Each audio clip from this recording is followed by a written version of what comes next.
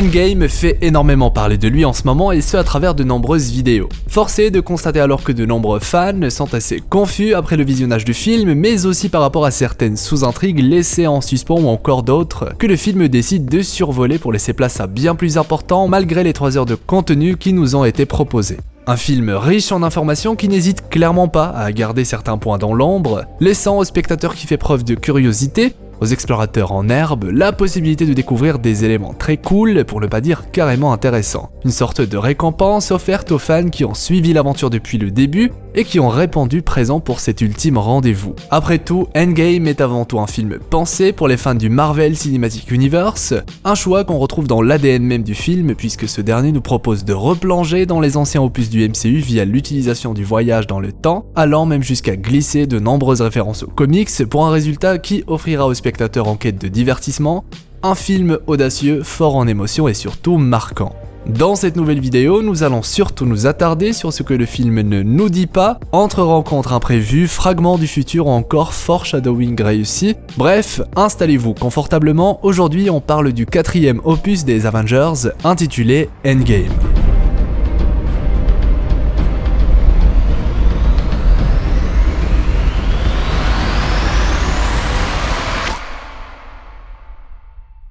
Beaucoup de personnes n'ont pas compris que c'était bien via le claquement de doigts de Bruce Banner ou Professeur Hulk si vous préférez, que les victimes du snap de Thanos sont revenues parmi les vivants, avant d'être transportées par la magie de Doctor Strange au quartier général des Avengers pour le combat final qui a mené à la mort du Titan Fou et de son armée.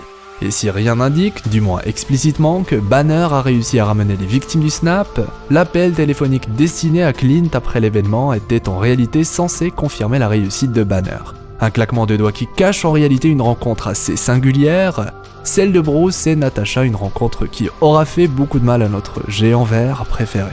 Souvenez-vous, le premier claquement de doigts du MCU, celui qui a permis à Thanos de gagner dans Infinity War, lui a également permis d'échanger une dernière fois avec Gamora, sa fille adoptive, auparavant sacrifiée dans le but d'obtenir la gemme de l'âme.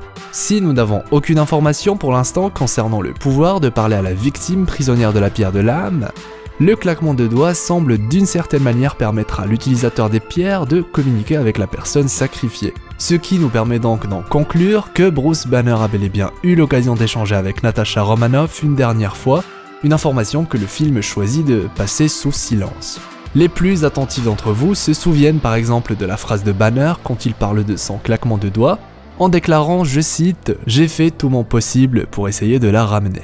Une manière pour le film de nous aiguiller concernant cette rencontre ? Peut-être. En tout cas, la relation de Banner et Natasha a énormément évolué depuis le début du MCU, une relation amoureuse assez complexe à préserver qui finalement n'aura pas été couronnée de succès, notamment à cause de la disparition de Hulk après les événements de l'ère d'Ultron, révélant bien plus tard aux spectateurs que ce dernier était prisonnier sur Sakaar, à des centaines voire milliers d'années-lumière de la Terre et donc de Natasha.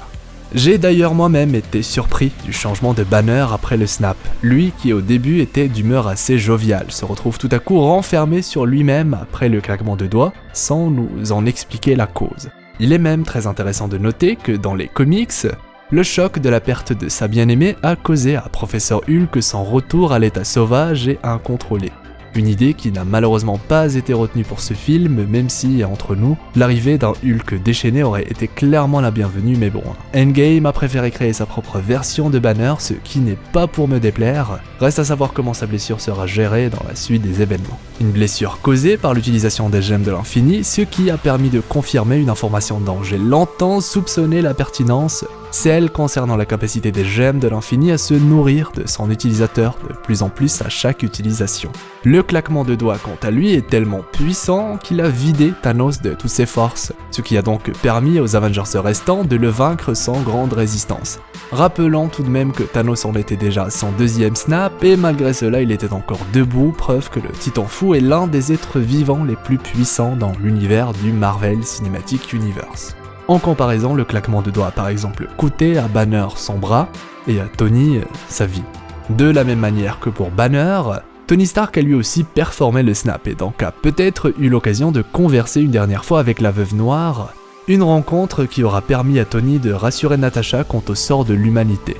Thanos ainsi que son armée ont été vaincus.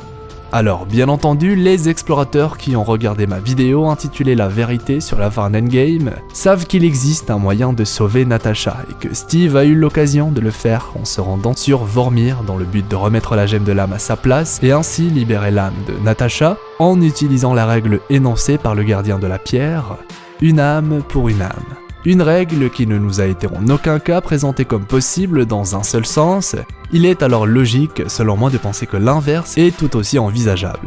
Et d'ailleurs parlons-en du gardien de la gemme de l'âme, anciennement connu sous le nom de Johann Schmitz, alias Red Skull, et j'en vois certains parmi vous qui ont compris ce dont je veux parler. Il s'agit bien évidemment de la rencontre du Capitaine et de Red Skull, une autre rencontre que le film décide de taire afin de laisser libre cours à notre imagination quant à la réaction de Steve Rogers quand il s'apercevra que Red Skull est encore vivant, même si son allure indique clairement le contraire. Et pour cause, ce dernier a été maudit par les pierres d'infinité, jugé trop faible pour accéder à leur pouvoir, désormais condamné à garder la gemme de l'âme pour l'éternité. J'ai toujours pensé qu'après que Thanos ait récupéré la pierre de l'âme, Red Skull aurait été libéré de sa malédiction. J'avais même espoir de le voir de nouveau dans le rôle d'un nouvel antagoniste d'ordre cosmique cette fois, après avoir reçu des pouvoirs via les gemmes de l'infini. Finalement, la théorie tombe un peu à l'eau, sachant qu'il reste enfermé sur Vormir, même après la disparition de la gemme. Du moins, c'est ce que suggère Endgame, notamment via certaines lignes de dialogue, dans lesquelles Clint explique avoir parlé avec le gardien après le sacrifice de Natasha. À moins que la destruction des pierres dans notre présent, après le deuxième claquement de doigts de Thanos dans le jardin, n'ait réellement permis à Red Skull de se débarrasser définitivement de sa malédiction, et lui permettre ainsi de pourquoi pas revenir dans la partie plus puissant que jamais.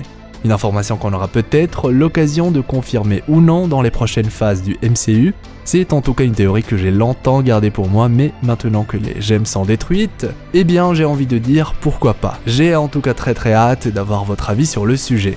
Red Skull est un antagoniste emblématique de l'univers Marvel et il serait dommage de ne pas l'exploiter davantage au sein du Marvel Cinematic Universe. D'ailleurs, en parlant de Steve Rogers, plusieurs d'entre vous se demandent comment il a été possible pour le Capitaine de porter Mjolnir et surtout de faire appel aux éclairs de Thor en l'utilisant. Encore une information que le film décide de ne pas clairement expliquer. Il faut savoir que le film Avengers 2, l'ère d'Ultron, nous avait déjà laissé entrevoir cette possibilité sous la forme d'un foreshadowing. Souvenez-vous, les Avengers s'étaient donné comme défi de soulever le marteau de Thor. Steve s'était également prêté au jeu et, surprise, il était le seul à avoir réussi à le faire légèrement bouger. Ce qui avait à l'époque sérieusement étonné le dieu du tonnerre. Endgame est alors l'occasion pour lui, pour Thor, d'affirmer, je cite, « Je savais que tu en étais digne », en parlant du Capitaine lorsque ce dernier réussit à soulever son marteau en fin de film. Bref, Steve Rogers est digne de porter Mjolnir dans Endgame, ce qui n'était pas totalement le cas auparavant. Que ce soit dans les comics ou encore dans le MCU, il est dit que celui qui est digne de porter Mjolnir devrait recevoir les pouvoirs de Thor, le dieu du tonnerre. Dans le MCU, c'est plus précisément Odin qui nous livre l'information dans le premier opus consacré au dieu nordique, lorsqu'il déclare que les pouvoirs de Thor sont attribués à la personne qui se voit être digne de porter Mjolnir, expliquant alors la capacité de Steve à invoquer les éclairs de Thor dans Endgame. De plus, nombreux sont les fans à confondre Mjolnir et Stormbreaker, la nouvelle hache de Thor, et lui attribuent donc certaines caractéristiques du marteau. Car oui, tout le monde est capable de porter la Stormbreaker à l'inverse de Mjolnir, comme ce fut le cas par exemple pour Groot ou encore Captain America. A noter qu'il est possible pour Thor de les rappeler toutes les deux si nécessaire, ce qui, je comprends, peut porter à confusion.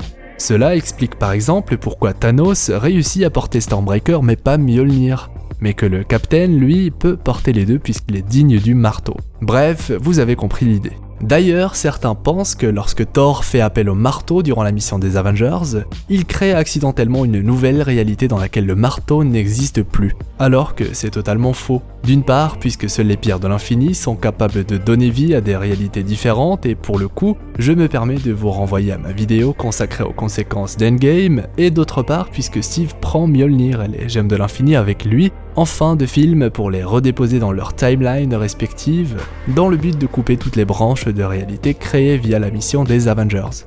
Le retour de Steve confirme alors que sa mission est couronnée de succès, du moins en théorie. Voici ce qui nous amène au dernier point que je souhaite traiter dans cette vidéo, un point qui concerne Steve Rogers et son choix de rester dans le passé. Car oui, le Captain décide de ne pas utiliser sa combinaison pour retourner dans notre présent, puisqu'il fait le choix de rester aux côtés de sa bien-aimée, donnant ainsi vie à un paradoxe dans lequel il existe en double. Son lui du passé est alors toujours congelé pendant que lui rattrape le temps perdu avec l'agent Carter. Un élément qui n'influe en aucun cas avec le futur dans lequel nous avons eu vent que Peggy s'était mariée alors qu'en réalité c'était tout simplement notre Steve Rogers du futur qu'elle a épousé. Une information que le film décide enfin de nous livrer histoire de boucler la boucle une fois pour toutes.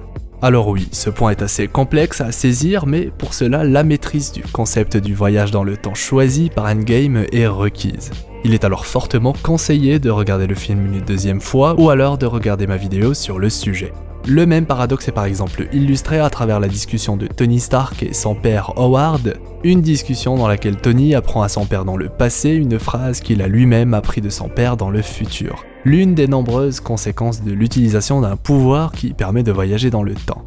Et bien voilà, c'est ainsi que s'achève cette vidéo consacrée aux éléments importants que le film ne vous dit pas. J'espère qu'elle vous aura plu et si c'est le cas, je compte sur vous tous pour me laisser un pouce en l'air, le fameux pouce bleu avec le gant de l'infini, c'est vraiment très important et ça récompense le travail fourni. La vidéo traite de pas mal de points assez confus, du coup j'espère avoir été clair dans mes explications. Dans le doute, j'attends vos retours en commentaire. D'ailleurs, n'hésitez pas à me dire ce que vous avez pensé du film et si vous avez certains éléments ou théories à partager, l'espace commentaire est clairement l'endroit parfait pour cela. D'ailleurs, si c'est votre première fois sur la chaîne, notre équipage d'explorateurs d'univers se fera un plaisir de vous compter parmi ses membres. En plus, l'abonnement est totalement gratuit, nous avons récemment dépassé les 100 000 et c'est vraiment génial de voir que vous êtes toujours à l'affût après la sortie de chaque vidéo. Un grand merci à vous tous pour m'avoir accompagné durant ce voyage et j'espère que ce nouveau chapitre vous plaira. Endgame ne signe en aucun cas la fin de notre aventure qui, je vous rassure, ne fait que commencer. Pour les intéressés, je suis présent sur Instagram et Twitter, ce sera d'ailleurs l'occasion pour moi de vous faire gagner des figurines pop de Thanos et Tony, tous les liens sont en description. Juste avant de terminer, je me permets rapidement de vous renvoyer vers ma vidéo intitulée La vérité sur la fin d'Avengers Endgame, ou encore celle consacrée aux conséquences d'Endgame, du moins pour les personnes qui ne les auraient pas encore regardées. Quant à moi, je vous souhaite une agréable journée ou soirée, c'était Hirosef, l'explorateur d'univers, pour vous servir. Si tu as envie de rejoindre mon équipage d'explorateurs d'univers, tu peux t'abonner directement en appuyant sur ma petite tête assez creepy.